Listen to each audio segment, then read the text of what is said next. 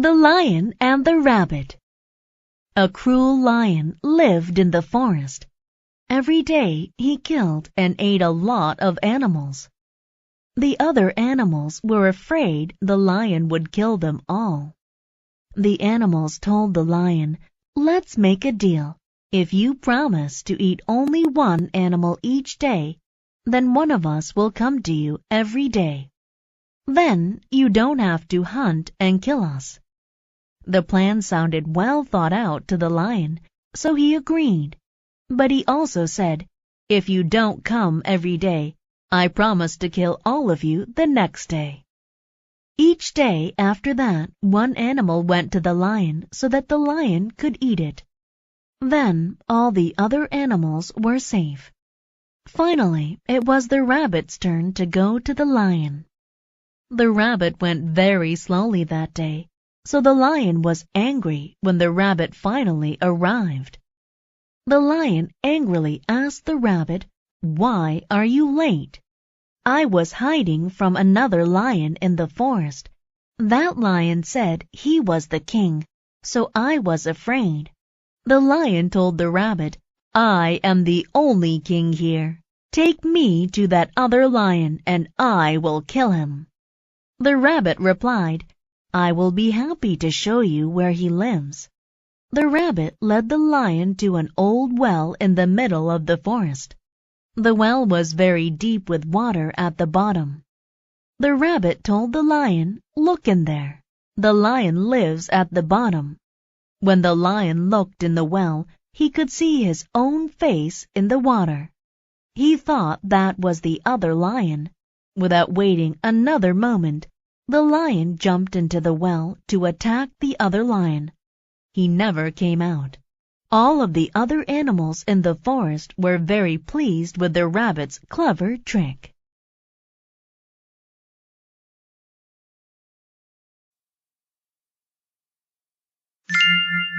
The report. Lee sat among the books at the library and thought about his group project. They had to turn it in soon, but he hadn't even started his part. Jack and Claire were in his group. They had worked hard. They were also very smart, and Lee didn't want them to get a bad grade. Jack did the report. He wrote a lot of very good sentences and described things with great adjectives. Claire drew a nice map of the stars. Now Lee needed to do his part of the project. "Well, I suppose I need to start my model," Lee thought. Making a model of a planet was really hard. Lee tried to read several books, but he couldn't comprehend any of the charts. "We're going to fail because of me," Lee said. He put his head down on the table and said, "I wish I could see a planet instead of having to read about it." Suddenly, there was a bright light. Lee was pulled from his chair, through the roof, and right into a strange ship. "Hello, kid," said an alien. "Did you ask for help?" Lee told the friendly alien all about his project. The alien agreed to help Lee solve his problem. "First, we'll fly through space to view the universe. Then I can help you make a model of my planet." Soon they were going through the clouds. They passed the moon. Then they viewed Mars. Lee was very excited.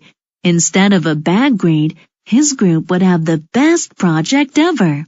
"It's time to go home," the alien finally said. On the way back, he helped Lee make a model of the planet Mars. Soon they were on Earth. "Thanks," Lee said. "My model will be awesome." Then he took his model and said goodbye to his new friend.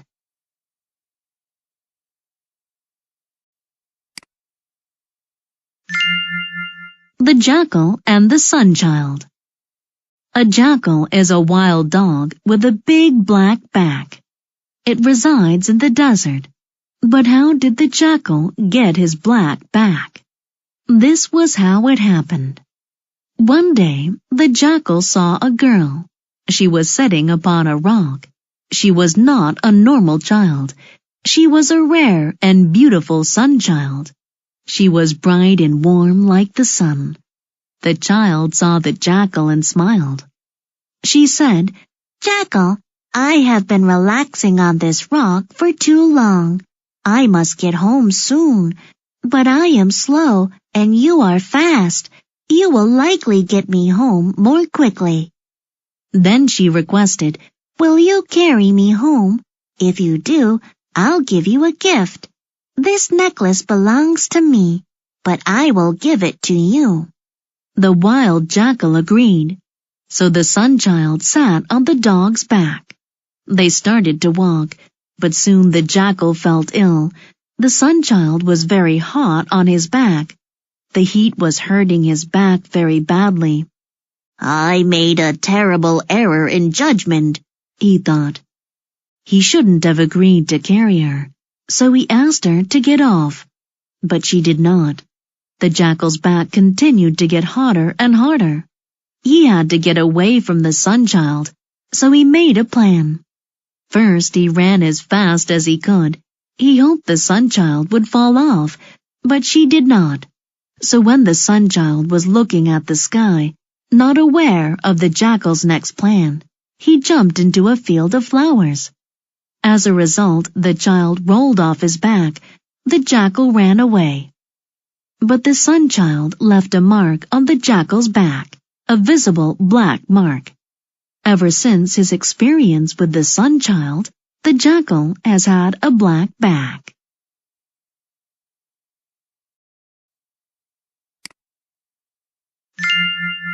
The Best Prince. King Minos was very sick. His condition was getting worse.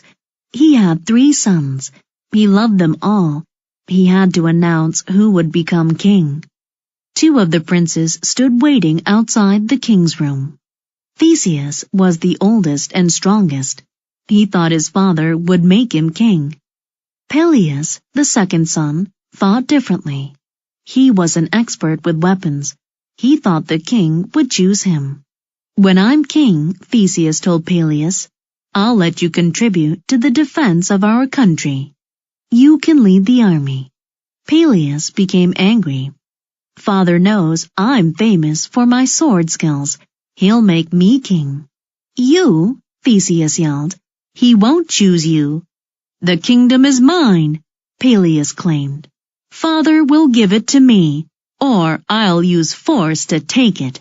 Theseus made a sudden move to take out his sword.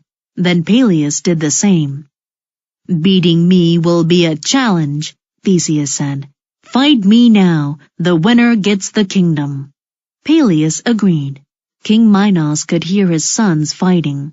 The youngest son, Jason, stood beside him. He sensed his father's sadness. The king laid his hand flat on Jason's arm. "Your brothers fight too much," the king told him. "I must protect my kingdom from all harm. They'll divide it between them. The people won't know what to do. There'll be war. I can't allow either of them to be king. Therefore, I'm making you king. Your kindness has always made you special. It's the difference between you and your brothers.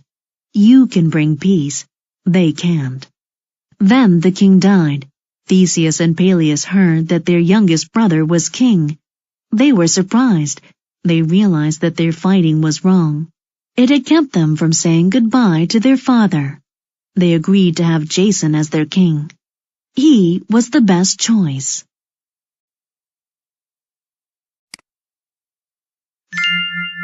The Friendly Ghost. A nice woman lived by a large river. She loved children. She wanted to help them in any way. She loved her community, and everyone in the community loved her. She lived a very long time and became very wise. When she died, she became a ghost. She was dead, but every night she returned to her community. She wanted to help children and not to cause them fright, but she had a scary voice. Children were afraid of her. But the ghost was a good one. She only scared them to help them. One night, Some children and a dog were playing by the river.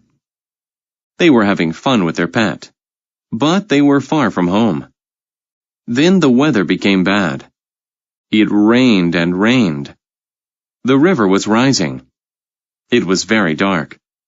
The children knew they were lost. They needed to go north, but they didn't know which direction it was. When the moon came out, they saw a ghost by the river. The ghost said, "Go away!" The children felt great fright. They knew it was a ghost. Then the ghost moved closer. She yelled again, "Go away!" The children became very upset. Some of them began to cry. The children knew they had a choice. They could escape, or they could stay and face this scary individual in the dark. The children ran a long distance away. The ghost followed them all the way. Finally, the children reached home. The ghost was very happy. Soon the river rose higher and higher. It was very dangerous. The ghost had helped the children survive. She had saved them from the rising water. She also used her power to lead them home. Sometimes, meeting a ghost has advantages. A ghost can save your life.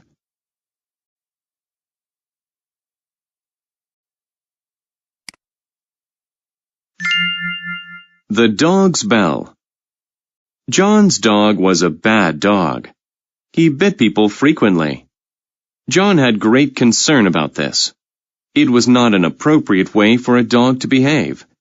His friends in the village always expected the dog to bite them. The news about John's dog spread through the village. None of the people wanted to go to John's house. John tried to instruct the dog to behave, but it never worked. He tried to be patient and teach the dog to be calm. That also didn't work. John didn't want to punish the dog. How will I stop my dog's bad habit? John asked himself. John's friend came to talk to him about the issue. During their important meeting, his friend said, "The people in the village asked me to represent them. We want your dog to stop this habit. Why don't you put a bell around the dog's neck? This way, we would hear your dog coming down the street." John thought this was a great idea. Now people could stay away from the dog. It would not be able to bite anyone anymore. The dog liked the bell too. People looked at him when they heard his bell. This made the dog very content. He liked the song the bell played when he walked. One day, John's dog strolled through the village and met some other dogs. He expected them to want a bell like his. But they laughed at his bell. They said the bell made people avoid him. John's dog shook his head. "No, they look at me because they like the bell." The other dog said, "You have the wrong idea of what makes you popular. Of course they like your bell. It tells them where you are so they can avoid you. You aren't able to bite them anymore. You see, being popular isn't something positive when it's for the wrong reason."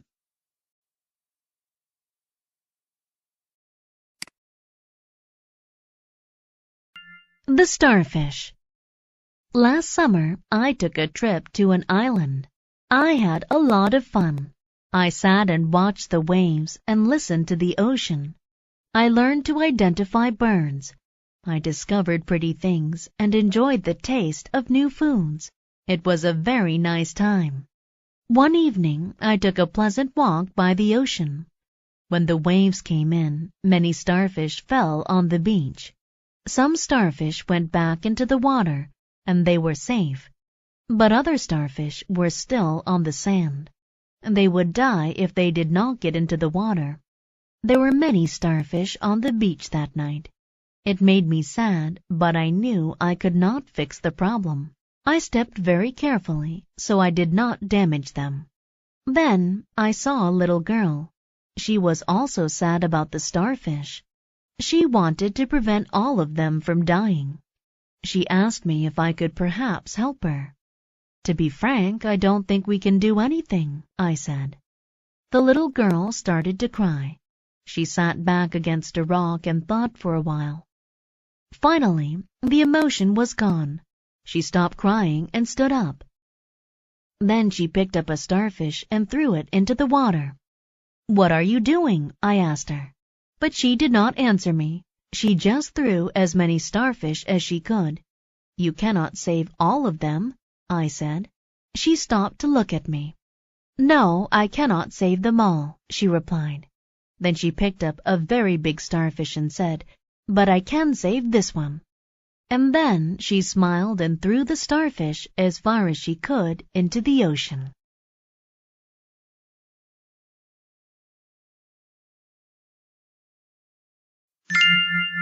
The first peacock.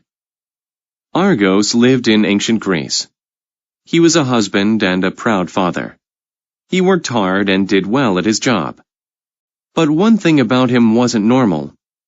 He was born with 100 eyes. Having many eyes was usually a benefit to him. He had a chance to see many things. Also, since he had so many eyes, he was very good at guarding things. While sleeping, he only rested a few eyes at a time. The others stayed awake. He worked for Hera, a great goddess. His primary function was to guard a special cow. The cow was very important to Hera. It was her favorite pet. The most essential part of his job was to keep the cow alone. It had to be kept separate from all the other cows and far away from people. This was an easy job for Argos.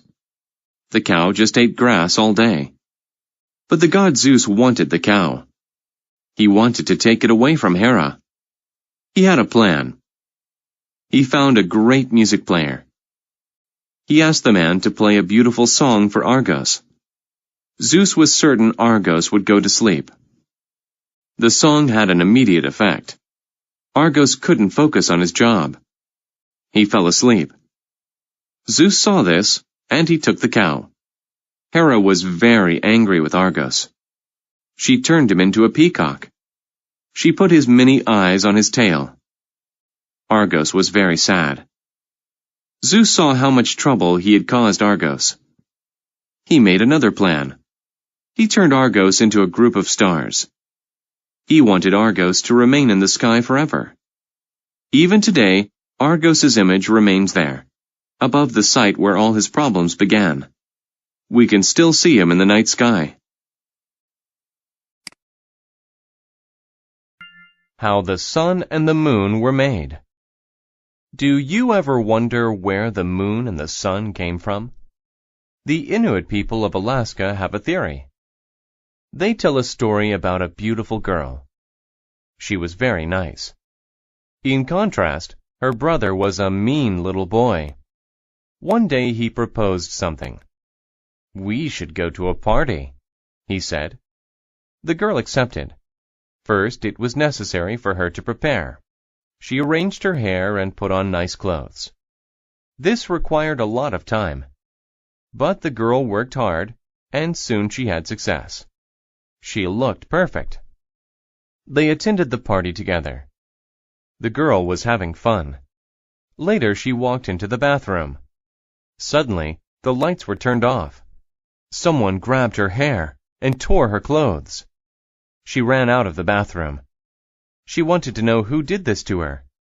Then she had an idea. She fixed her hair again. This time it was even more beautiful. She even balanced beautiful jewels in it.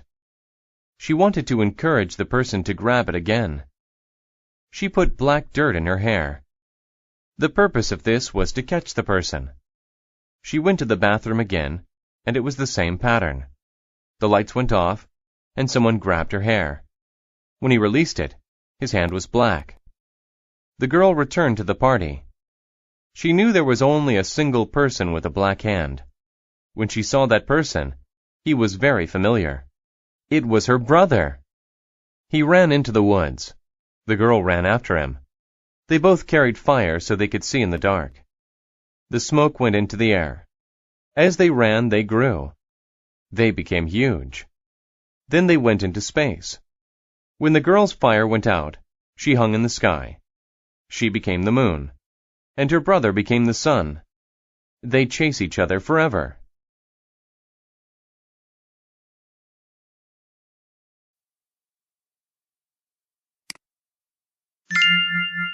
A magical book. Sarah loved to read.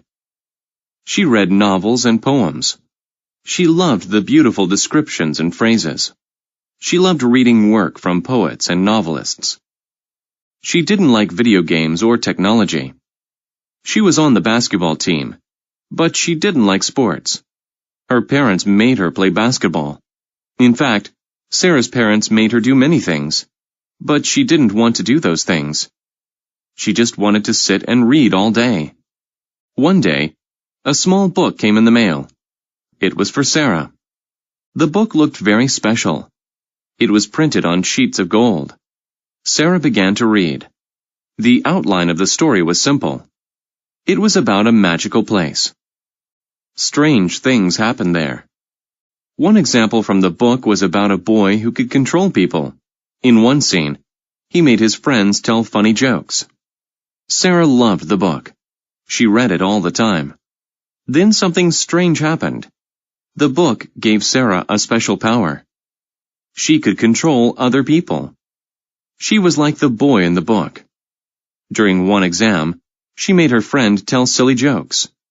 Her friend got in trouble. After school, Sarah did not make a direct trip home. On the way, she went to the local store. She wanted to play more tricks on people. She caused problems. She made people fall down. She laughed and had fun. Finally, she left and started to walk home. Then she saw something. Her basketball coach was about to walk in front of a bus. He was looking the other way. She had to stop him. She used her power. She controlled him. She made him stop walking. Sarah learned something that day. It was better to help people than make them suffer. So she put a limit on how she used her power. She did not want to do bad things with it anymore. She only wanted to do good.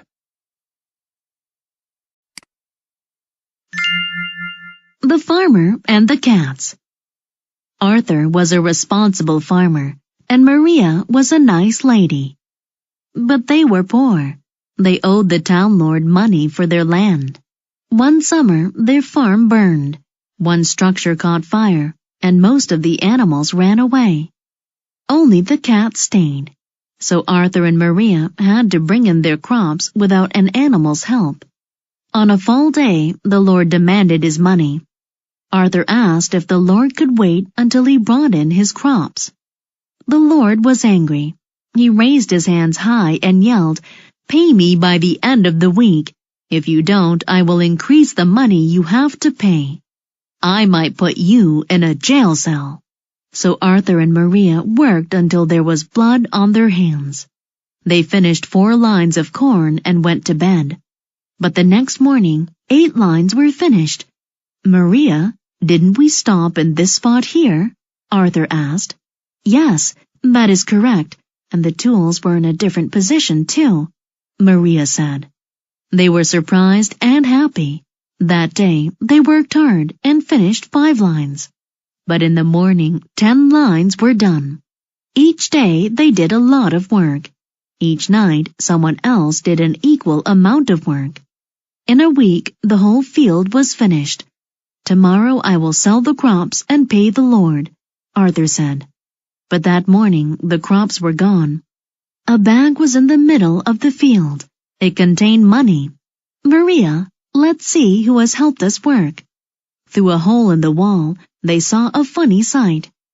The cats were dancing in the field and eating corn. Now Arthur knew what had happened. The cats had worked at night. After that, Arthur was very nice to his cats and fed them lots of corn. The Crazy Artist. Fraunhofer was the best artist in the world. Everyone loved him. The quality of his paintings was very high. He always used the best materials. He made a big profit from his paintings. He had delicious meals with his rich neighbors. He taught art classes. Life was good. Then his attitude changed. He stopped selling paintings and teaching. He tried a new method of painting. He stayed alone in his apartment all day. He worked all day and all night, rarely eating. Soon Fraunhofer became very thin, but he kept working on the same paintings for many years. He worked as hard as he could. Finally, he finished the painting. He was very happy and invited other artists to see it. "I want your professional opinion," he said. He wanted them to judge it and compare it to other paintings. Everyone was very excited as they went up the stairs to his apartment. Fraunhofer was excited to show his painting, and the artists were excited to see it. "They'll love it," he thought. But they did not. They were surprised by his painting. There was no white anywhere. Fraunhofer filled the whole painting with lines and colors. There was no space for a normal picture. It was full of strange shapes. It looked bad to the other artists. He used symbols, and they didn't understand them. They thought it was terrible. "Why did you paint this strange picture?" someone asked. They didn't understand its beauty. But after some time, many people began to like his painting. People wrote articles about it in magazines.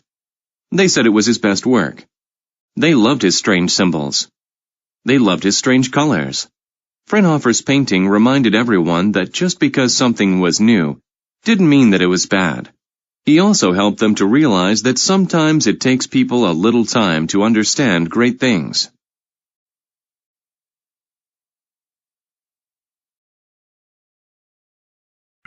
Princess Rose and the Creature. There was once a beautiful princess named Rose. Her mother, the queen, however, was not as beautiful as the princess. The queen felt bad that she was not the most beautiful woman in the kingdom anymore. She was tired of competing with her daughter. She made a decision. She prepared a drink for the princess. After the princess drank it, she fell asleep. Then the queen took the princess to the forest. She left the princess there. It was a very serious thing to do. Either she will be killed by animals or she will get lost in the forest, the queen thought. The princess had a dream. She dreamed about a man with brown hair and brown eyes. It was the man she would wed. The princess woke up. She saw a strange creature on the ground. It looked like a man, but he was hairy and green. He had horns on his head and a pig's nose. The creature said, "Did I scare you? I hope not. Let me introduce myself. I am Henry." "I am not scared. To tell you the truth, I think you are cute," said Rose. Rose and Henry spent the day together. They collected berries, caught fish, and had lunch. They had a very good day filled with nice conversations. "Rose, I have to go home," said Henry. "My ship will sail home soon. I can't leave you here in the forest alone. Will you come with me?" Rose was very happy. She gave Henry a kiss right on his pig nose. As soon as she kissed Henry, he began to change. His pig nose turned into a man's nose. His horns and green hair went away. Standing in front of her was the man Rose had dreamt about. Rose and Henry were married, and they lived happily. The Big Race. A dog saw a group of animals across the road. He walked over to meet them. "What are you doing?" he asked them. "I just sold them tickets to a race between the rabbit and the turtle," the duck responded. This news excited the dog. He felt fortunate that he happened to be there. "I don't have anything to do today," the dog said. "I want to buy a ticket too." The dog sat down to observe the race. The race would be extreme. It would be many kilometers in length. The rabbit and the turtle stood next to each other. They waited for the race to start. The dog wondered why the turtle agreed to run against the rabbit. Being fast was not a characteristic of turtles. The rabbit was going to win easily. Suddenly, the race began. The rabbit ran extremely quickly. The turtle walked slowly. After a minute, the rabbit looked back. He saw that the turtle was far behind him and was breathing quickly because he was so tired. The rabbit smiled and slowed to a walk. A minute later, the rabbit said, I'm winning, so I'll take a rest. He sat and began to consume some grass. Then he let his eyes close. He wasn't the winner yet, but there was no risk of him losing the race. He went to sleep. Hours later, a loud sound woke him. All of the animals were yelling and looking at the field. He felt fear for the first time. The turtle was almost at the finish line. Now the rabbit realized his mistake, but the race was over. He gave the turtle an opportunity to win, and the turtle took it. The duck handed the turtle his prize. It was the happiest day of the turtle's life. The dog was happy for the turtle. He isn't fast, the dog thought, but he tried his best and did something great. Adams County's Gold. Adams Academy was a good school. Boys lived there and took classes. Tom worked hard all week. On a spring Saturday, he wanted to do something fun. He asked his friend Jeff to go to the movie theater. "Sorry," Jeff answered. "I'm going to a concert." So Tom asked Joe to go to the movies. But Joe's soccer team had a game. Next, Tom went down the hall to Brad's room. Brad was reading a very large old book. "Hi, Brad," Tom said. "Are you reading a dictionary? It looks ancient." "No, this is called The Wealth of Adams County. It's about hidden gold in Adams County. It's more than a century old. It was published in 1870. Look, it even has the original cover on it." Tom asked, "Where did you get it?" "It's from my dad's friend. He is a nice gentleman, an officer in the army," answered Brad. "The gold doesn't really exist, does it?" Tom asked. "I don't know, but maybe. There are clues to it in this book. Let's find it." Looking for gold sounded like fun. The first clue was to find a flat tree underground. "It must be in the forest," Tom said. Brad said, "The flat tree could be a board under the dirt. It could cover the gold." Tom and Brad dug in the dirt all morning. The process of looking for gold made them hungry. They were ready to stop for lunch. But then Brad hit something hard. It was a board. Brad pounded on the board until it broke. There was a small hole under it. "Look!" He held up a gold coin. Tom saw a piece of paper in the hole. "Brad, there's more. It's a map to the rest of the gold." Brad smiled. "Let's go." And they hurried to find the wealth of Adams County.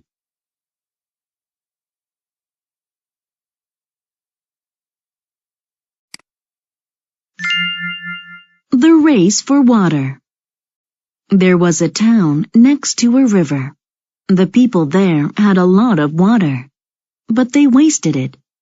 That made the sky angry. It said, "If you waste water, I will take it away from you."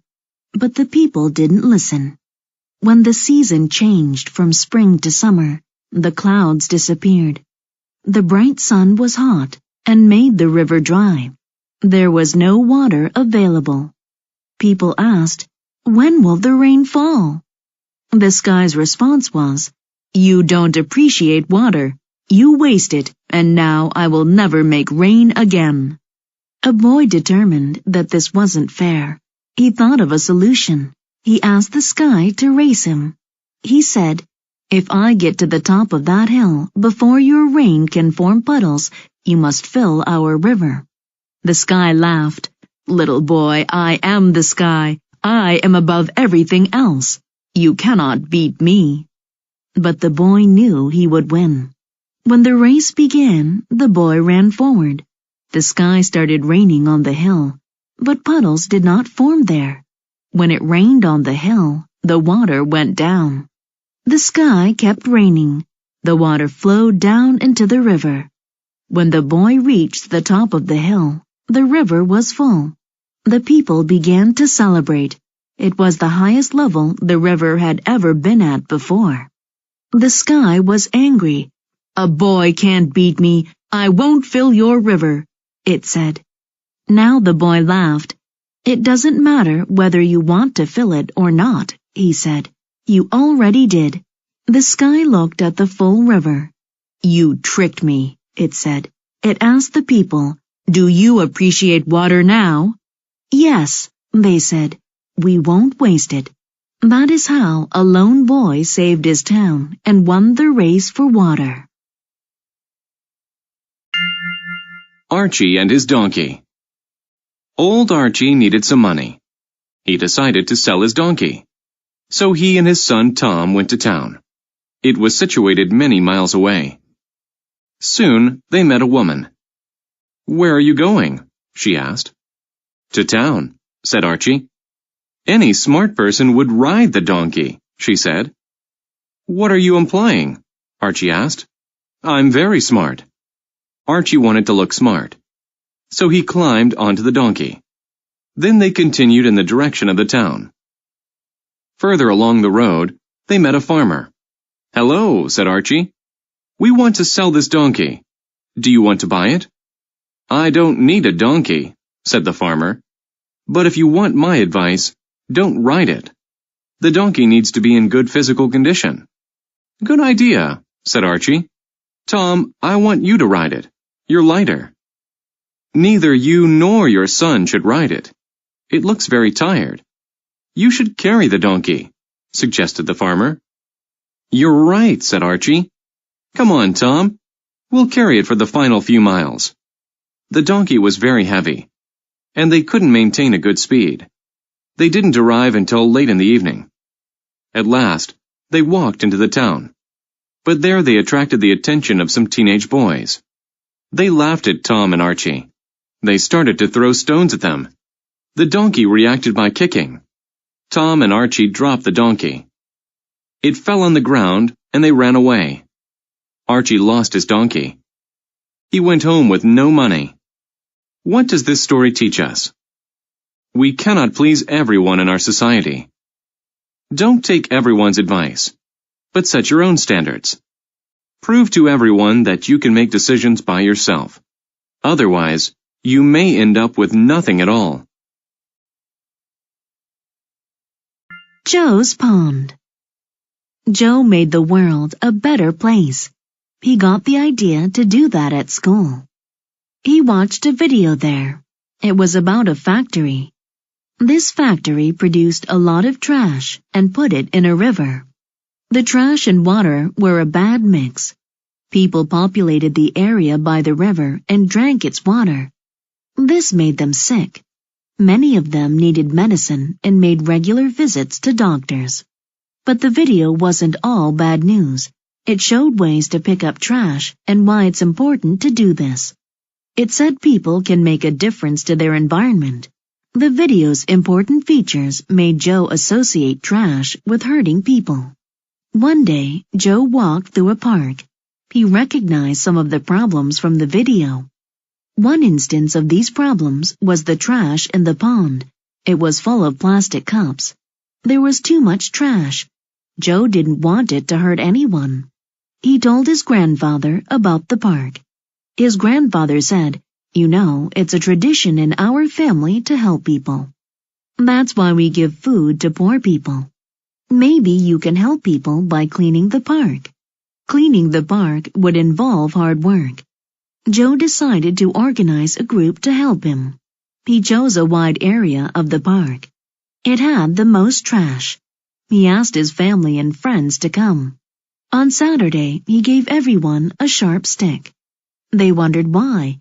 He said, "You use the stick's tip to pick up trash. This makes it easier." They worked for 6 weeks. Different people helped each time. But Joe was always there. In that period of time, Joe saw a range of results. There was no trash in the water. People could swim in it. Joe knew that was a good sign. He was happy because he helped his environment. Facts and secrets. In English, there is a common idiom, "Let the cat out of the bag." It means to tell a secret. But where did this idiom start? It came from a section of England. Long ago, people there went from town to sell things like vegetables, clothes, and pigs. They had strong beliefs about honesty. They didn't like lying. One day, a man went to the section center to sell things. "I have a baby pig for sale. It won't cost much," he said. He held the animal above his head. His style was different from honest people's style. He was a master of tricking people and lying. A woman named Beth scanned his pig. He offered her the pig for 1 gold coin. That was a very small amount. Beth gave him the coin. He put it in his pocket. He walked ahead of Beth to get the pig. He gave her a closed bag and said, "Here's your pig." He then left very quickly. Beth looked at the bag's surface. It was moving. She opened it to let the pig out. A cat was inside. "He tricked me. That isn't proper," she said. Later, the man returned to trick more people. Beth saw him, and the memory of the cat came back. She told her friends. They stopped him. But no one knew what to do next. Someone said, "We need an independent and fair person to decide that." They went to the judge. Beth told him about the cat in the bag. The judge asked, "Is there evidence? Can you demonstrate how he did it?" "Look in his bag," said Beth. She opened it and let a cat out of the bag. They learned the man's secret, and he went to jail. That's how the idiom, "let the cat out of the bag," came to mean to tell a secret. A strong friendship. Tim was the strongest man in the town. When he played sports, he always won. He performed and exercised in the public park. He did this to show everyone how strong he was. Most people liked him, but one man didn't. His name was Jack. Jack hated Tim. Jack was a movie critic and the smartest man in town. He could solve complex math problems, but no one cared. Jack wanted to be famous like Tim. One day, there was an unusual event. A big storm came suddenly. Snow covered the town. No one could get out. They needed food. The people said, "This is a task for a strong man." Tim was under pressure to save them. But Jack wanted to be the hero. So they both went. Tim said, "You can't help because of your lack of strength." But Jack found some small passages under the snow. One of them led toward another town. That town had food. Because Tim was so big and strong, he almost couldn't fit inside. They walked until there was a block of ice in their way. Jack said, "We can't get past it. But if you strike it, it might break." Tim knew that was probable. He broke it. When there were more ice blocks, Tim broke them. That made him tired. He couldn't walk anymore. Jack said, "Let's unite and support each other. I'll get the food alone. You rest here." Jack came back with food. Tim couldn't remember which passage led home. He needed Jack to be his guide. The men became friends by working together. In town, people saw Jack with the food and cheered. They called Jack a hero. But Jack didn't care. He was thinking of something else. He said to Tim, "I thought I was smart, but I learned a new term today. Friendship."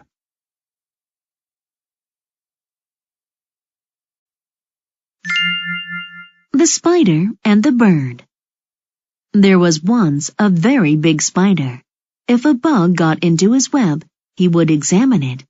However, he didn't eat the bug right away. He asked the bug a question first. It was always quite a difficult puzzle. If the bug's answer was correct, he let it go. If not, he ate it. One day, a small bird on a journey flew into the spider's web.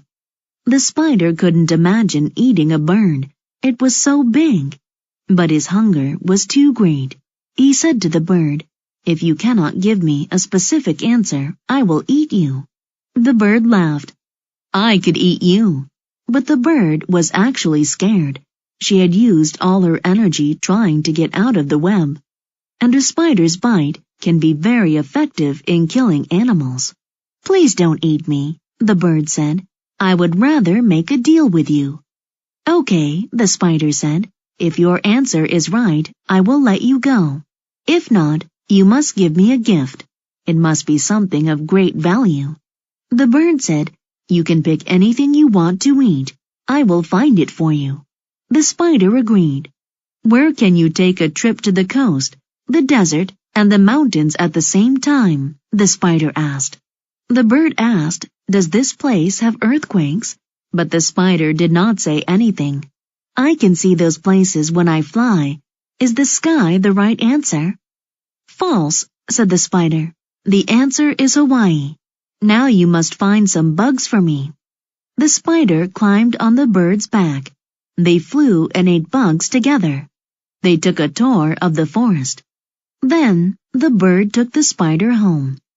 From that day on, they were friends, and they never tried to eat each other again.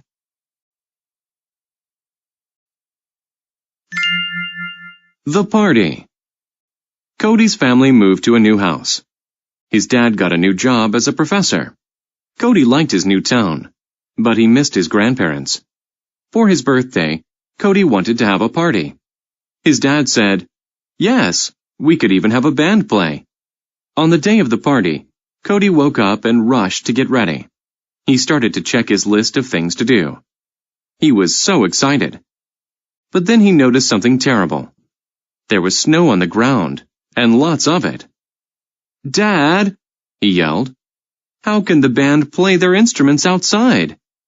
Dad said, "We'll move the stage inside." It barely fit within the garage because there were some boxes and garbage there. But when they finished, they got a call from the band. They did not want to come in the snowstorm. Dad said, "Let's get someone to perform magic." But no one would come because of the snow. Finally, Dad said, "Cody, there's too much snow. We need to cancel the party." "Yes, sir," Cody said sadly. "It's going to be a boring birthday," he predicted. Cody wanted to share his birthday with someone. He wanted to be at his old home. He wanted to see his grandparents. But then something got his attention. He noticed a car in the driveway. His grandparents owned a car like that. Cody was right. His grandparents came for his birthday. "Happy birthday, Cody! We're sorry we are late, but there was so much snow. It made us go off schedule. We tried to leave a message to tell you." Cody told them what happened. "I'm sorry," said Grandpa.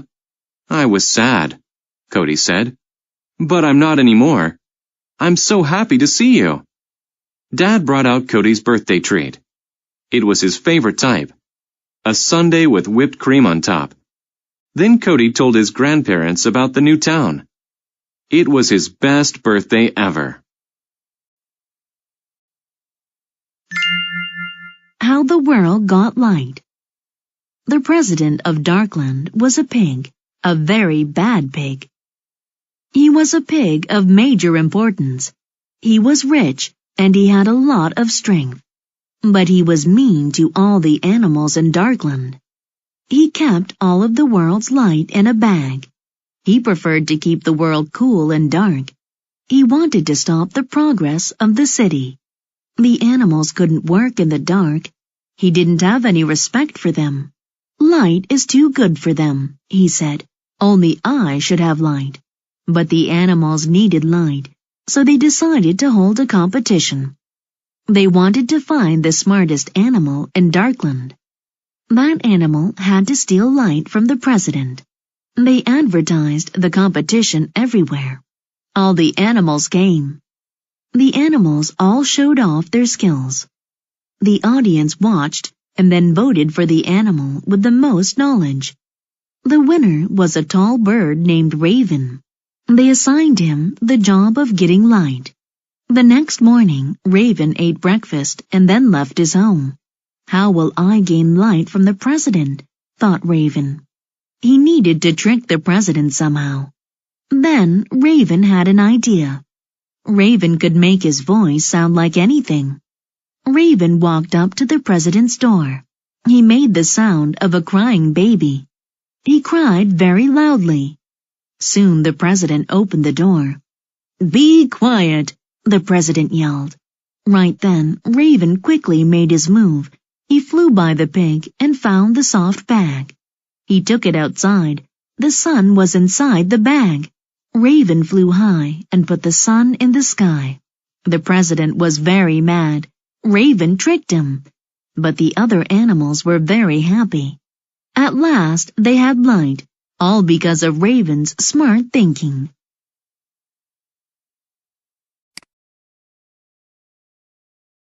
The camp. Stacy wanted to stay at a nice hotel for vacation, but her parents sent her to a terrible camp instead. For breakfast, Stacy liked fresh juice and chocolate milk, but she got water at the camp. In the afternoon, she wanted to write poems, but she had to swim. The camp was near an airport with loud planes. Spiderwebs hung over her bed. To her, the kids' average behavior was very bad. No girl matched her personality. She hated it. One day, they had a class. Mental exercise sounded good to Stacy, but it was a course on water safety. They learned how to be safe passengers on a boat. Stacy didn't ever plan to go on a boat. The next day, they played a game.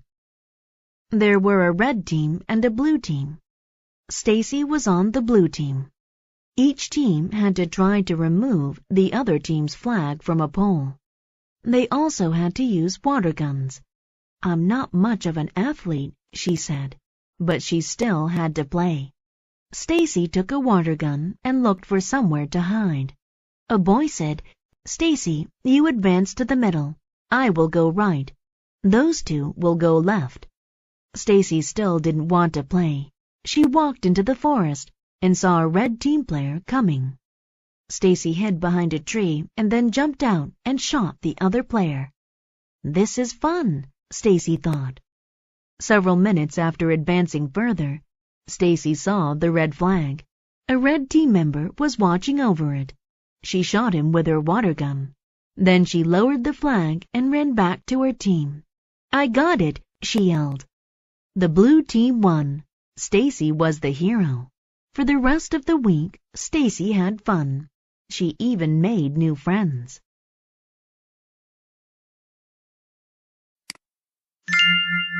Katie.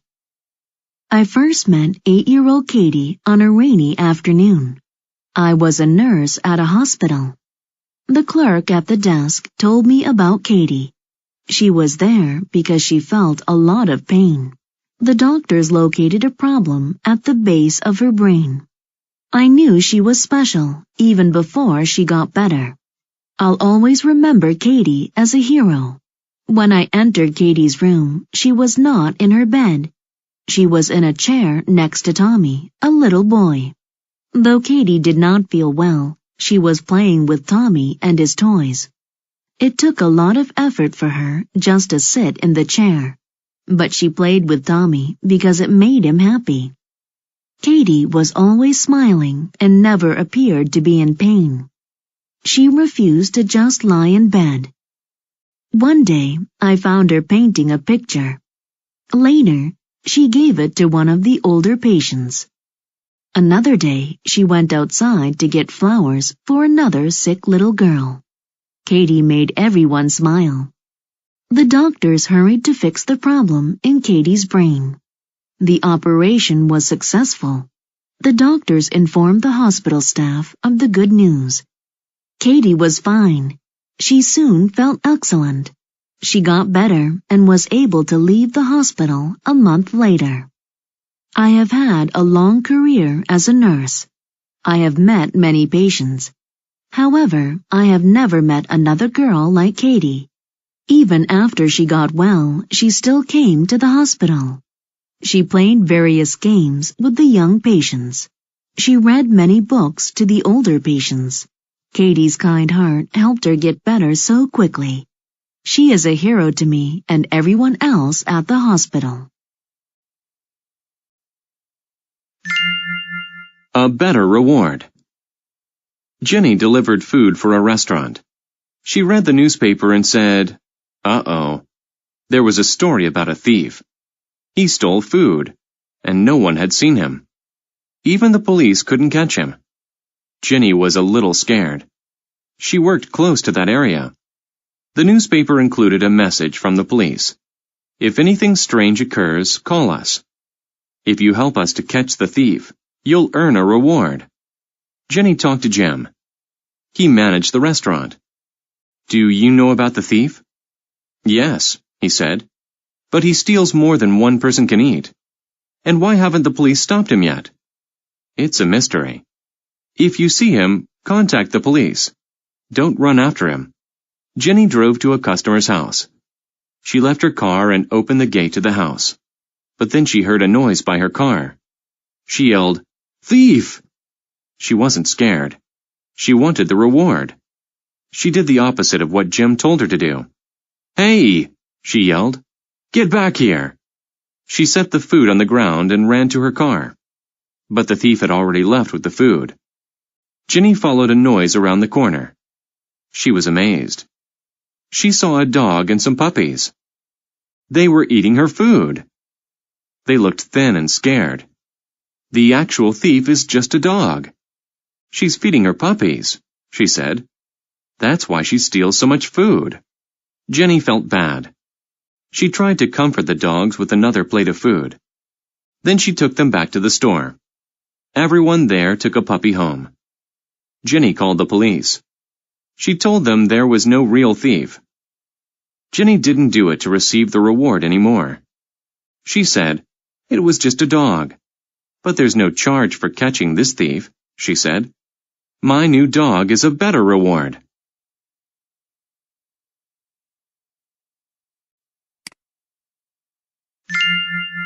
The 7 Cities of Gold. Many years ago, a Spanish officer named Coronado heard the story of 7 great cities. The walls of these cities are made of gold, his friends told him. The people eat meat from golden plates and dress in nice clothes, they said. They called these cities the 7 Cities of Gold. Were the cities real? Coronado never considered asking his friends. Coronado thought to himself, the things in these cities must be worth a lot of money. So he went to find the 7 Cities of Gold. He took along 300 men, many horses, and extra food. They headed west. Coronado wanted to achieve his goal very badly. Coronado and his men rode for many days. Then they saw some cities. "We found the 7 Cities of Gold," his men yelled.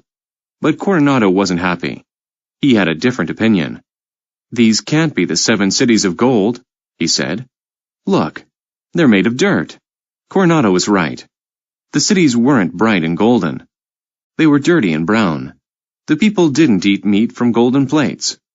They ate vegetables from regular bowls. They wore the most basic clothes. Coronado regarded the cities as ugly places. What happened to the cities of gold? He thought. Did someone destroy them? Was there a war? Did someone already come and take the gold? That night, the people of the cities entertained Coronado and his men and served them food. They advised Coronado to go home. "There is no gold here," they told him. Coronado was angry. Did his friends lie to him? He left the next morning. He looked back at the cities one more time. The sun reflected light on the dirt houses. Coronado thought he saw a bit of gold. Were his friends right after all? No, he told himself. It's just the sun. Then he turned away and went home.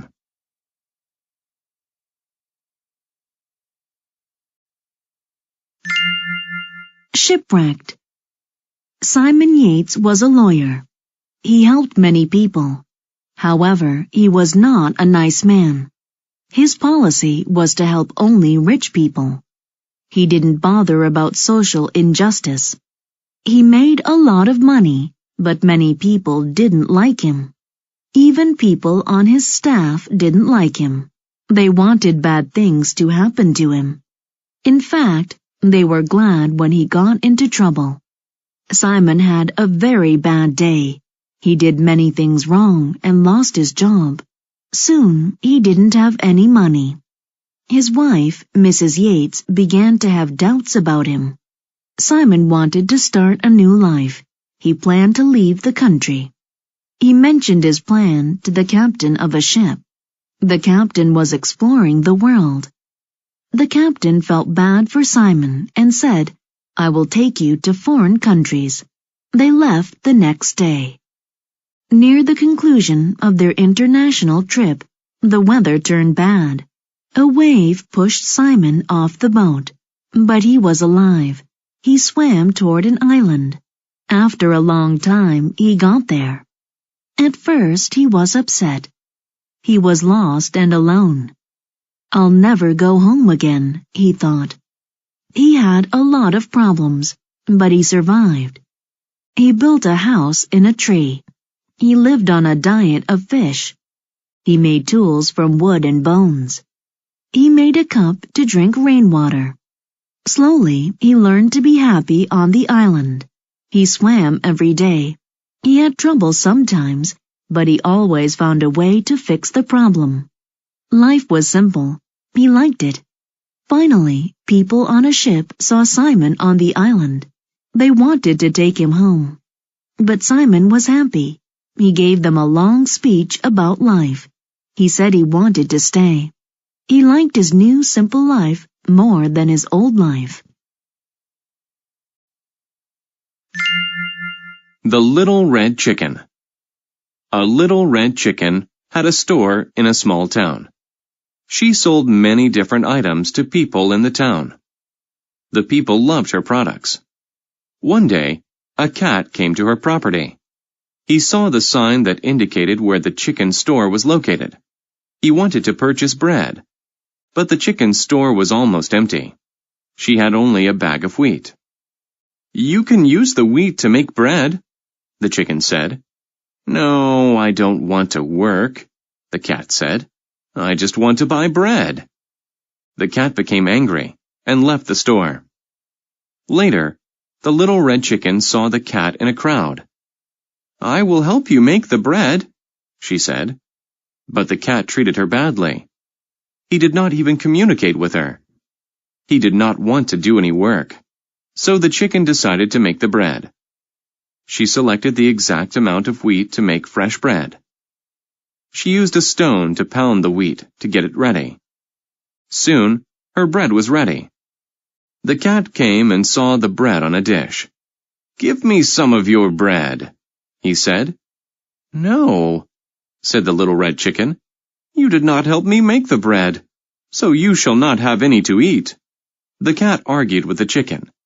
He tried to offer a price for it, but the little red chicken did not want to sell her bread.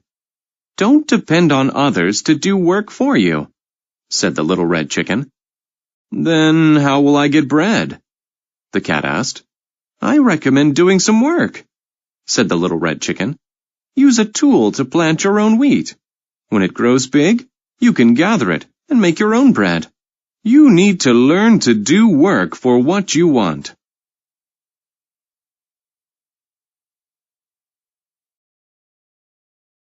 Please like, subscribe, and hit the notification bell. Thank you!